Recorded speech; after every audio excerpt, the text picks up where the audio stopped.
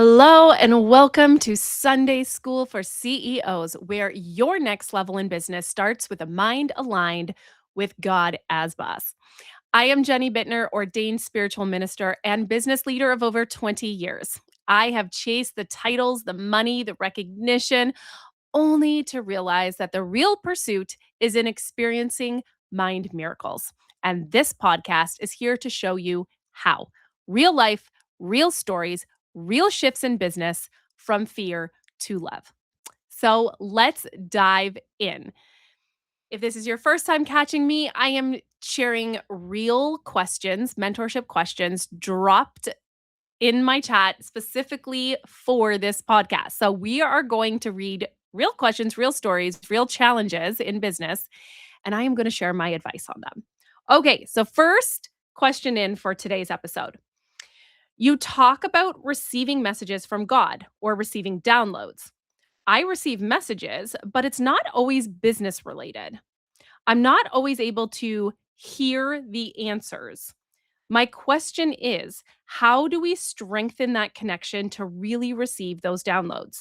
I make space and I'm patient, sometimes impatient though, about that next step. I feel like there's something that I'm missing. Okay, so this is so great. And I love this question because a lot of people, talk about I received a download. I channeled this message. And sometimes it can be really confusing for other people to hear that and think, okay, well, what's wrong with me? Why am I not receiving messages? Why is God not talking to me? Why am I not, getting my next step? And the truth is, every single human being on this planet, if you are walking this planet right now, planet Earth, you have God inside of you. You do not need to go somewhere to speak to someone, to be mentored by someone special in order to receive the messages. You're not doing anything wrong. God is in you. We are all fractals of the whole. So the way that I explain this a lot, and I even taught it to my 10-year-old and 5-year-old this way, is if you think of the sun and you think of the rays of the sun that come off of if we were to draw a sun, we would draw a circle and we would draw all of the rays off of that sun. And each one of those little fractals off of the sun, I want you to think of a little human attached to the end of that ray of sunshine. So as we have these lines coming off of that big ball of energy in the middle, and you put a little human on the end of every single one of those, that is literally what it is. If the sun was God, every single one of us are an extension of God. We all have God in us. God is not some human off in some foreign land. It's not some, my friend used to always call it Sky Daddy, right? It's like some person up in the heavens, up in the earth. If you go high enough in the sky, there's God. It's just sitting there waiting for, to talk to you. It's not like that. We all have this essence, this energy inside of us that will guide us. It's like an intuition. It's like a sixth sense. And that will guide you when you learn to discern the difference between your higher mind and your lower mind. And I speak to it in relative terms that we as humans can understand. So if we're talking about our higher mind, that higher mind is the voice of reason, it's the voice of God. It's the voice guiding you to your North Star. It's the part of you that is eternal. It's the soul. It's the energy that is undying, unchangeable. You can't kill off the soul, right? Our lower mind, otherwise known through A Course in Miracles as the ego, that lower mind or the ego is what comes with the human body when the human body is created. And it's also what goes with the human body when the human body dies. And that mind, that voice is exponentially louder, a little bit more chaotic, and it gives off a louder voice to distract us from our higher mind's voice. And this is part of the process is learning to discern between these two voices. When we hear the voice of our higher mind, the voice of God, the voice of reason, the voice that will always point us to our North Star, to our purpose, it's quieter, which means we have to slow down. We have to get quiet. We have to calm the chaos. And sometimes that means stepping off the path in the storm to actually hear that voice of reason. And then we've got that illusion voice that's really loud. Like I said, it's a little bit chaotic. It's always, I always say if it's light, it's right. If it's heavy, it's from the ego. So it's got almost this heavy feeling. And so when I find when people are saying, I'm not getting the messages I want. I'm not getting, am I doing it wrong? Am I not listening properly if I don't hear that next step?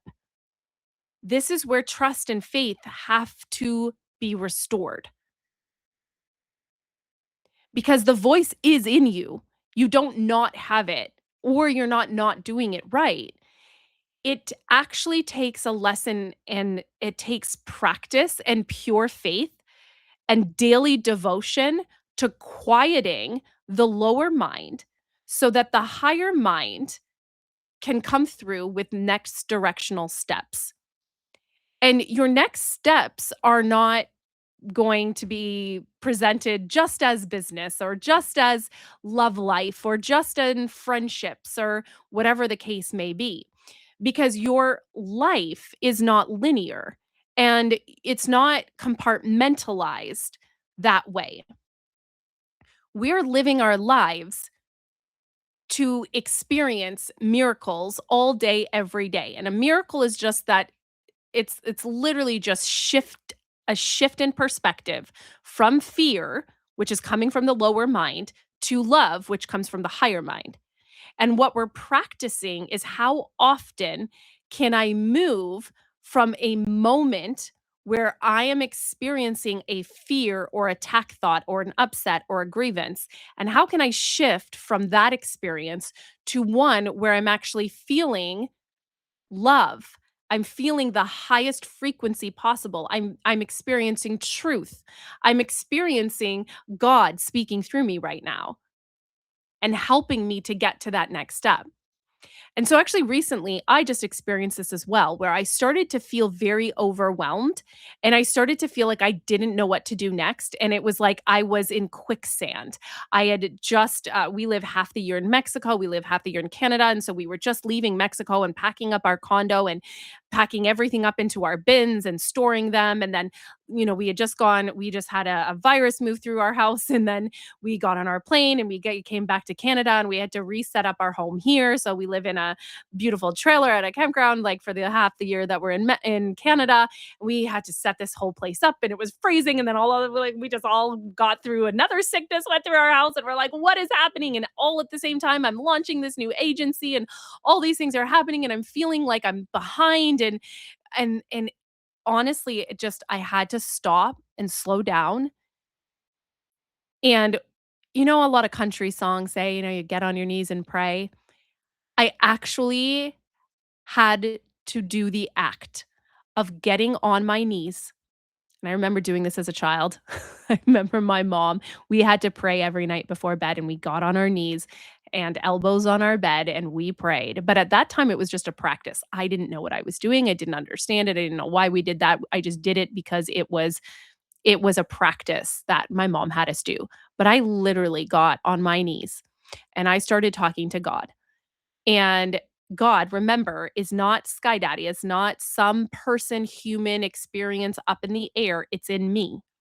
So when I'm talking to God, I'm talking to my higher mind, which is connected to the collective. It's connected to every single human on this planet. It's connected to the all loving, all seeing energy that is pure consciousness. It's pure love. And that's who I am talking to. It's in me because it's connected in me. It's the soul that is connected to nothing but pure love. And so as I'm on my knees praying, it's the act of me surrendering and me getting quiet and me having a real conversation with the part of my mind that is connected to love. Because remember, if I'm wanting to experience a miracle, I'm wanting to shift from this fear thought, from this overwhelming, completely, quicksand feeling to a state where I'm actually feeling like I'm experiencing love. I'm experiencing bliss. I'm experiencing direction. I'm experiencing something other than this grievance that I'm holding right now. And so it's within those moments where I get quiet and I am praying for direction that I am reminded that my human needs to step back, that my human needs to stop thinking that I'm 2 steps behind, that nothing is going right, that things feel chaotic, and that I need to start passing over my decisions, passing over my daily agenda, passing over what needs to happen next to the higher mind that always can see the whole picture. And it was in that moment, and I work with a spiritual minister as well. I've been with her for 7 years, and I sent her a message as well, and I was like, "Oh, Lisa, I'm just crumbling right now. Like, I don't know what's going on. I've just got so many things moving." And she reminded me that God is never going to have multiple things that you need to do at the same time that would require all of this big energy. So you just launched a business and then you moved and then you're like leaving one place, leaving one country, coming to a new country, and then getting your kids set up in homeschooling again and rebuild. Like, take the time to do that. It is okay if you're not working 8 hours a day in your business, because you're going to come back around to that when this is settled. Allow God to guide your day. And one of the greatest things that I learned through my spiritual ministry when I was a student and really studying this every single day for 3 years, one of the things that I can say stuck out the most with me is the rules for decision, which is that you never make a decision by yourself. You never leave the decisions up to the human. You consult with your higher mind and you surrender the human body, which has the ego with it, which is always gonna guide you towards more of, like, the illusions of what it thinks it needs, what it thinks it wants, what it thinks it needs to do right now to get ahead, and you have that full faith and trust that if God is guiding you to setting up what you need to do next, even if it doesn't seem logical, and we trust, and we have that faith. We have that faith that that right next thing is going to happen and is happening. It's when our human gets involved and starts to try to make logical sense or judgment against the next best step that we really start to get tripped up. Because then we start judging it with our logical mind. Why? Why am I being asked to do this? Why is this the next step? Like, oh, that next no, I'm not doing that. How is that going to get me further ahead? How is that going to make me more money? How is that productive?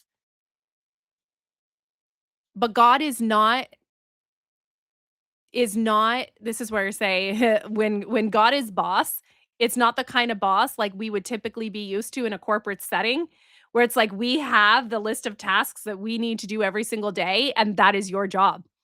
You do those things, rain or shine, happy or sad, you do those things. That's the job that needs to get done. God is very different as a boss. You will find that your days will be guided very nonlinear, and they will be guided according to what needs to be done today in order to achieve the highest state of bliss and joy and love and peace of mind. Now, that doesn't mean that we don't go to work and do the things we need to do, because that is just the reality of what being in this human experience looks like for most people, right? If we've signed up to do this job and we've agreed to do these things and we're committed to doing these things, we do these things. And through that, we can also be expressions of love while we do it. We can be expressions of happiness and joy and bliss while we do it. And we're also listening to our higher mind. And your higher mind is not going to actually steer you in the wrong direction. I actually just read, and I probably shouldn't even be talking about this yet because I have not fact checked it. So I'm going to fact checked it as well. Fact check. There we go. But it was actually talking about when we have that gut intuition and we have that sense of knowing, it's right near our solar plexus, which is one of our chakras, one of our energy centers. And it's actually like a little organ. And I think they call it the nexus body, and it produces this sense of knowing, and it's connected all the way up through to our brain.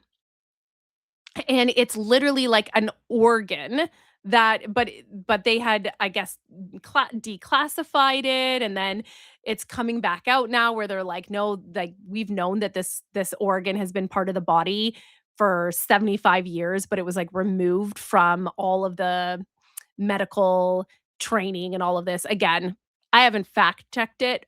However, when I read it, it actually gave me this, like, sense of I wouldn't be surprised if this was real because I understand energy so well, and I also know that our bodies are they are equipped, they are born with the ego, that lower mind, our ability to have the higher mind, connection, collective consciousness, all of these things exist.